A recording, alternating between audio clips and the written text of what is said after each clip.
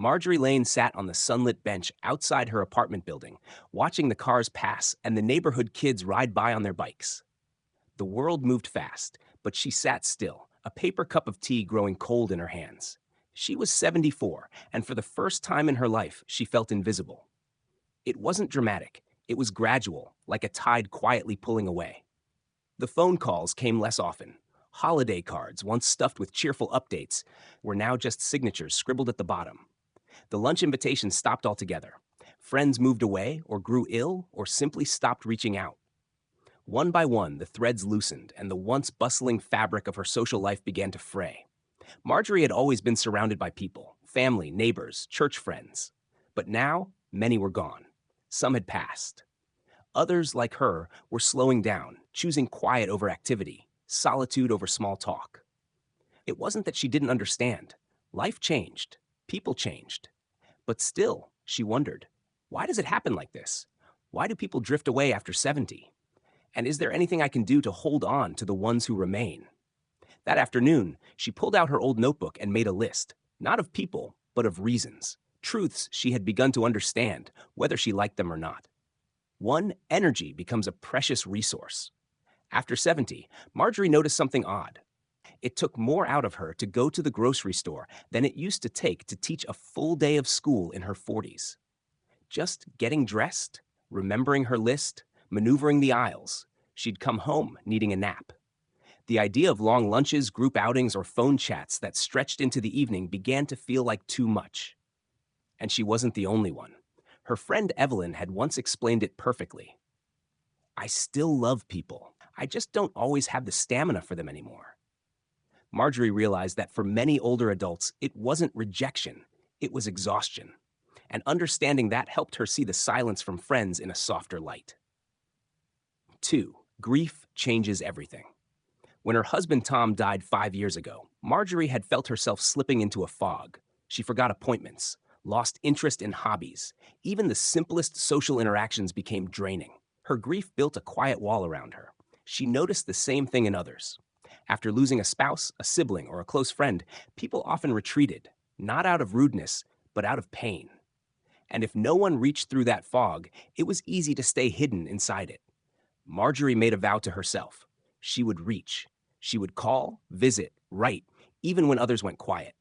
She would not take retreat as rejection, because sometimes silence meant someone needed help finding their way back. Number 3, technology leaves people behind. Her grandchildren texted in half sentences. Her daughter used group chats and digital calendars to plan everything. Her church switched their newsletter to email only. Suddenly, Marjorie realized how much of life now happened on screens she didn't fully understand. And those who couldn't keep up, they simply disappeared from the loop. She remembered her friend Gerald, who'd told her once, "It's like the world moved on without giving us a map." So she got a map, or rather, she asked for one. She asked her granddaughter to show her how to send emojis, asked her son to teach her video calling. It wasn't easy, but she refused to let confusion become isolation.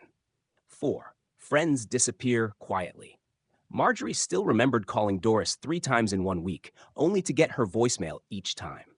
She meant to try again, but life got in the way. 2 months later, she learned Doris had suffered a fall and moved into assisted living across town. No announcement, no goodbye, just gone. It happened often. Friends vanished into hospitals, retirement homes, or the care of adult children, and without a strong bond, people simply lost track of one another. So Marjorie made a list of 10 people she didn't want to lose. Every month, she reached out, a card, a call, a visit. It didn't matter if they didn't reply right away. What mattered was keeping the thread intact. 5.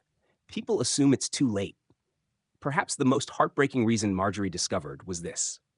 Many older adults believed it was too late to make new friends. She heard it in little ways. Oh, everyone already has their circle. I'm too set in my ways. I don't want to bother anyone.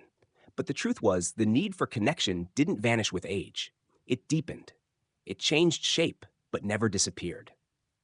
Marjorie joined a weekly puzzle group at the local library. She started attending a Saturday walking club, even if she only managed a slow half-mile. She said hello to the same cashier at the store every week until they started chatting about recipes. She didn't need 100 new people. She needed 2 or 3 she could laugh with, share stories with, sit beside in easy silence.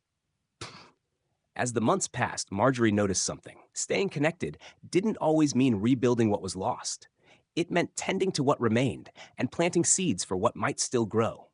She wrote letters, real ones, not emails. She kept a small jar labeled calls to make with slips of paper reminding her of names and numbers. She learned how to use Zoom, clumsily but proudly. She said yes to more invitations, even when her first instinct was to decline.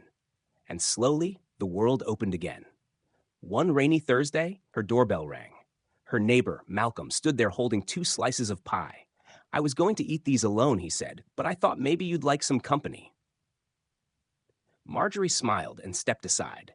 Later that night, as she washed the dishes and dried the forks, she whispered to herself, "This is how we stay." Because she understood now, people drift after 70. Not from lack of love, but from life itself. Its complications, its heartbreaks, its weariness. But with intention, with kindness, and with a little courage, connection could be rekindled. And that, more than anything, was worth holding on to.